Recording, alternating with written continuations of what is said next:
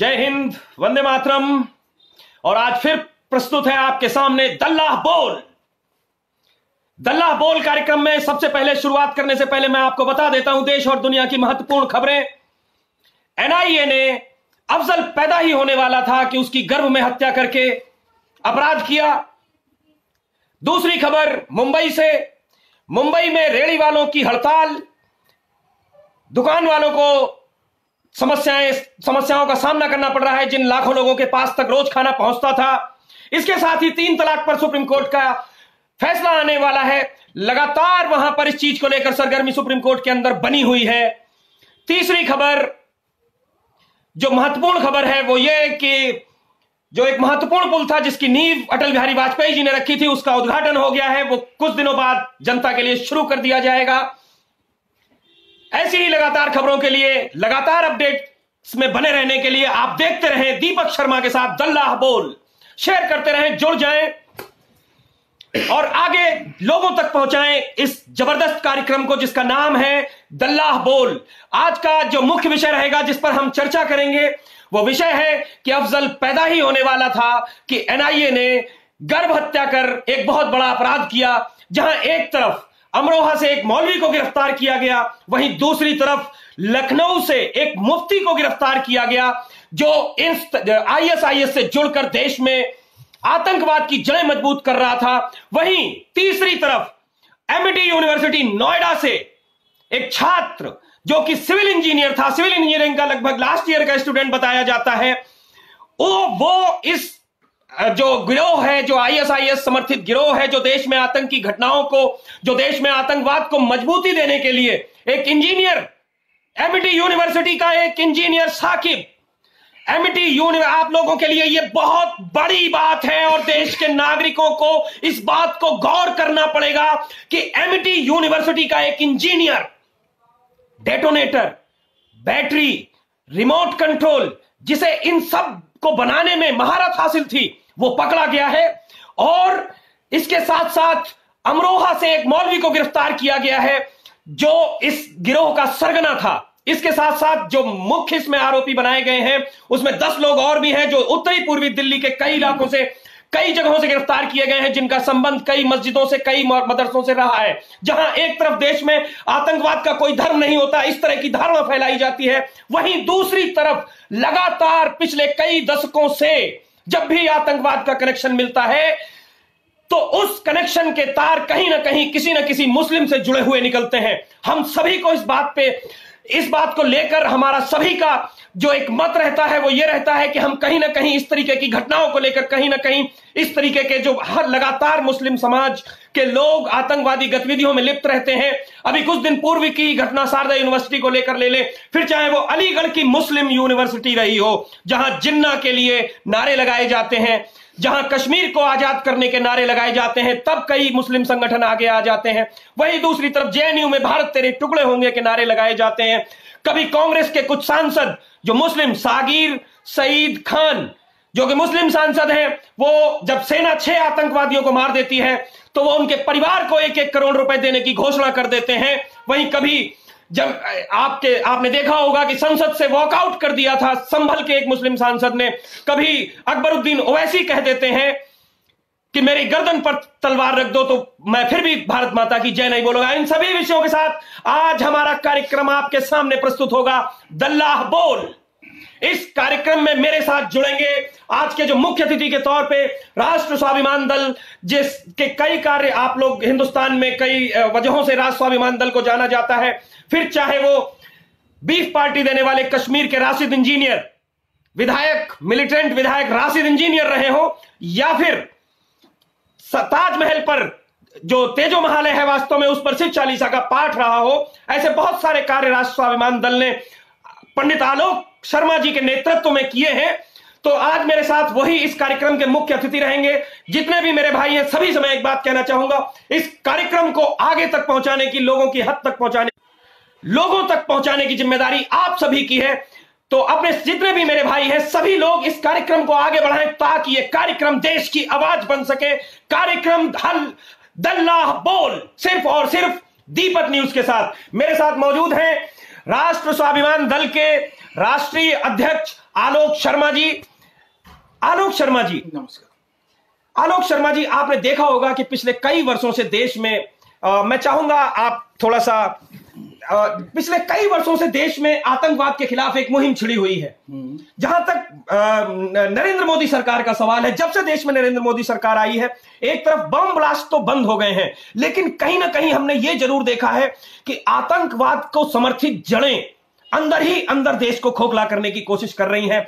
कभी किसी मस्जिद का मौलवी इन घटनाओं में संलिप्त पाया जाता है, तो कभी किसी मदरसे का कोई जो शिक्षक मुफ्ती होता है वो इन घटनाओं में संलिप्त पाया जाता है। अभी कल की ही घटना ले लेते हैं कि कल लखनऊ से एक मुफ्ती, अमरोहा से एक मस्जिद का इमाम और एमटी यूनिवर्सिटी, जो देश की काफी महत्वपूर्ण यूनिवर्सिटीज में से एक मानी जाती है, वहां का एक इंजीनियरिंग का छात्र पकड़ा गया है, जो देश में बम धमाके करने के लिए सामान तैयार कर रहे थे, जो मटेरियल तैयार कर रहे थे। यहां तक कि उन्होंने 29 नवंबर को अयोध्या श्री राम मंदिर स्थल पर भी बॉम्ब ब्लास्ट का प्लान बना रखा था। क्या कहना चाहेंगे, क्या वजहें रही हैं? आप कई महत्वपूर्ण मुद्दों पर अपनी राय देते हैं, क्या वजहें रही हैं कि जब एक छात्र, कुछ लोग कहते हैं कि जो अशिक्षा है, लोगों को पढ़ने का मौका नहीं दिया जाता है, इसलिए मुस्लिम समाज आतंकवाद को ज्वाइन करता है, इसलिए लोग आतंकवादी बनते हैं। कुछ लोग कहते हैं धर्म का आतंकवाद से कोई लेना देना नहीं होता। तो कई मौलवी पिछले 4 सालों में आतंकवाद की घटनाओं में लिप्त पाए गए हैं। कई मौलवी के, ये सारे मौलवी और जितने मदरसे हैं, सबसे पहले तो ये बंद होने चाहिए। मदरसों का हमारे देश में कोई जगह नहीं होनी चाहिए। ब्रेकिंग न्यूज, राष्ट्र स्वाभिमान दल के राष्ट्रीय अध्यक्ष का कहना है कि देश के सभी मदरसे बंद होने चाहिए क्योंकि ये आतंकवाद का अड्डा बने हुए हैं। क्योंकि शिक्षा के लिए हमारी सरकार ने स्कूल दिए हुए हैं, सरकारी स्कूल दिए हुए हैं, प्राइवेट स्कूल दिए हुए हैं, जहां शिक्षा दी जाती है। मदरसों में सिर्फ जिहाद पैदा होता है और कुछ नहीं। लेकिन लोगों का कहना है कि मदरसे तो इस्लाम धर्म की शिक्षा, दीनी ईमान की शिक्षा का केंद्र है। हाँ, है ना केंद्र। अभी आपको रॉकेट लॉन्चर मिला, आतंकवादी जितने निकलते हैं सब मदरसों से निकलते हैं, रॉकेट लॉन्चर निकलते हैं। ऐसी कौन सी शिक्षा है जो स्कूलों में पढ़ाई जाती है? मदरसों की शिक्षा में आपको कहां नौकरी मिलेगी? लेकिन अखिलेश यादव की सरकार की बात हम जब करते हैं 2 साल पहले, तो अखिलेश यादव ने अपने कार्यकाल में लगभग 6000 करोड़ रुपए मदरसों को दान में उनको आगे बढ़ाने के लिए दिए। देखिए, दिए, पर नरेंद्र मोदी की ताकत ऐसी है कि इस बार अखिलेश यादव ने इफ्तिखार पार्टी नहीं दी, नवदुर्गा पूजा करी 9वीं पे। तो हिंदुत्व की ताकत पहचानो। ये जो सारी सरकारें हैं सब पहले मुल्लाओं को पूछती थी, सब जानते हैं। हर इफ्तिखार पार्टी होती थी, राष्ट्रपति भवन से लेकर सारे सड़क पर हर जितने भी नेता है ना, सब टोपी लगा के आपको मिलते थे। बट इस बार क्यों नहीं? आप नरेंद्र मोदी को कोसते हैं। कोसते क्यों हो? सारा कूड़ा एक जगह कर दिया। कोई नेता दिखाओ इस बार टोपी लगा हुआ। नहीं, यहां जहां एक तरफ एक मस्जिद का इमाम पकड़ा जाता है, वहीं दूसरी तरफ मुफ्ती कौन होते हैं? जो बहुत सारी समस्याओं को लेकर मुसलमान उनके पास जाता है, मुस्लिम समाज उनके पास जाता है। वो एक तरीके से जज का कार्य करता है, जैसे जहां से बिल्कुल। तो जब एक मुफ्ती इस तरीके की आतंकवाद की घटनाओं में लिप्त पाया जाएगा, तो क्या होगा इस देश के मुसलमानों का भविष्य? इस पर आप क्या कहना चाहेंगे? क्योंकि कल जब एनआईए ने 10 आतंकवादियों को 16 आतंकवादी पकड़े गए हैं कुल अब तक, उनमें लखनऊ के एक मुफ्ती हैं जो इस आतंकवाद की घटना में लिप्त है। जैसे कि किसी मुसलमान से आप पूछो तो कहते हैं मैं आतंकवादी नहीं हूं। बट कोई मुसलमान मुझे बताए आतंकवादी है कौन? आतंकवाद का धर्म ये भांड मीडिया है। ये भांड मीडिया कभी आतंकवाद का धर्म नहीं बताएगी आपको। एक था संदीप शर्मा, उसने 3 महीने पहले, मेरठ का संदीप शर्मा, जम्मू कश्मीर में बैंक लूटा था, उसने 3 महीने पहले इस्लाम कबूल करा था। तो मीडिया ने तुरंत दिखा दिया हिंदू आतंकवादी, सब चैनलों पे था। बट किसी ने यह नहीं बताया कि 3 महीने पहले वो इस्लाम कबूल करके सलीम बन गया था।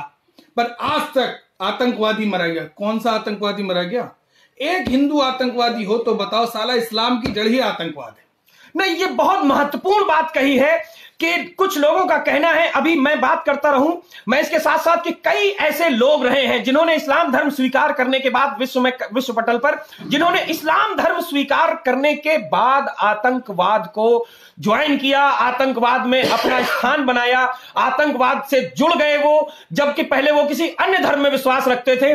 लेकिन जहां देश के भीतर रहकर, इस देश का अन्न खाकर, इस देश में सेलिब्रिटी बनकर, इस देश का से में पैसा कमाकर, इस देश में ऐशो आराम की जिंदगी कमाकर जब नसीरुद्दीन शाह जैसे लोगों को यह कहते हुए सुना जाता है कि उन्हें अपने बच्चों को लेकर डर लगता है, उनके लिए आपकी क्या राय है? जब वो लोग ये कहते हैं, वो कभी इस पर बात नहीं करते कि देश में कितने लोग शहीद हो रहे हैं, उन्हें इस बात पर गर्व हो रहा है, उन्हें कभी इस चीज से लेकर चर्चा नहीं होती उनकी कि कितनी ठंड में इस देश का फौजी इस देश की सुरक्षा कर रहा होता है कि नसीरुद्दीन शाह जैसे लोग सुरक्षित माहौल में अपनी फिल्म की शूटिंग कर सके। उन्हें कभी इस बात को लेकर दर्द नहीं होता कि एक मां का जवान बेटा 18 वर्ष की उम्र में देश के लिए, हमारे लिए इसलिए शहीद हो जाता है कि इस देश में लोग सुरक्षित सो सकें, सुरक्षित जीवन व्यतीत कर सकें।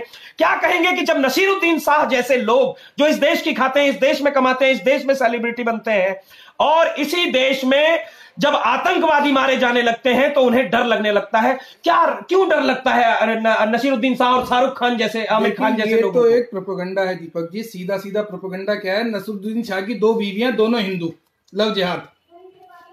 इनका लव जिहाद का काम तो ये ऊपर भी चला रहे हैं और नीचे भी चला रहे हैं। नहीं, ऊपर से आपका क्या लेना देना है? ऊपर की एक हाई प्रोफाइल में भी लव जिहाद करते हैं तो ये सामाजिक बन जाते हैं। जैसे शाहरुख खान की बीवी हिंदू, इसकी बीवी, 2 बीवियां इसकी, दोनों हिंदू हैं। इन्होंने अपना जवानी से बुढ़ापा काट दिया। सैफ अली खान, हाँ, सैफ अली खान की दोनों, आमिर खान, सबकी हिंदू हैं। इन्होंने एक प्रोपेगेंडा चला रखा है जो इस्लाम के तहत ये टोपी नहीं पहनते, बट हर एक इस्लाम का, इन्हें पाकिस्तानी प्रेमी है। शाहरुख खान ने पाकिस्तान पैसे भेजता है, कभी हिंदुस्तान के लिए, कभी कुछ करता है। सिवाय एक बॉलीवुड में अक्षय कुमार एक ऐसा हीरो है जो राष्ट्रवादी काम करता है, बाकी ये तीनों खान कभी इन्होंने कोई राष्ट्र का नहीं। इन तीनों को तब डर नहीं लगता जब देश में जब कोई आपदा आती है। डर लगना अब लाजमी है। आप सब लोग इस चीज को, प्रोपेगेंडे को तैयार हो जाओ। डर लगना लाजमी है। 2019 आ रहा है, अब अवार्ड वापसी कुत्ते भी आएंगे, जो बच्चे कुच्चे हैं ना, जो खत्म होगा उनके पास पुराने, जो फ्री में बांट दिए थे, अरे गहरे हर कुत्ते को अवार्ड बांट दिया था। तो जो कुत्ते अभी बचे हुए हैं, दोगले कुत्ते, कभी भी आप देखना दोगली नस्ल का कुत्ता ज्यादा भौंकता है।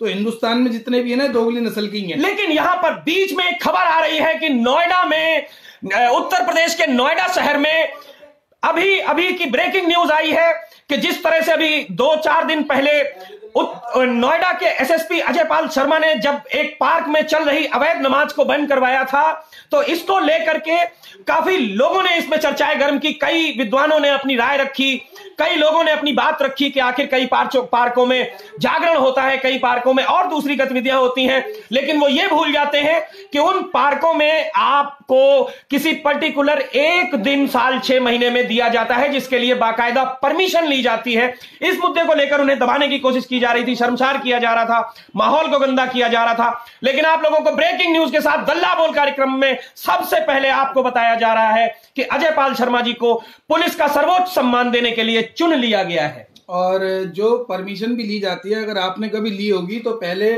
उस पार्क की एमसीडी से परमिशन ली जाती है प्रोग्राम की, फिर बकायदा पुलिस को बताया जाता है कि यहाँ प्रोग्राम है, उसके बाद अग्निशमन विभाग को बताया जाता है यहाँ प्रोग्राम है, और फिर बिजली विभाग को बताया जाता है, उसके बाद जाके कहीं वहां हम जागरण कर सकते हैं। ये नहीं कि कहीं भी सड़क पे मुंह उठाए।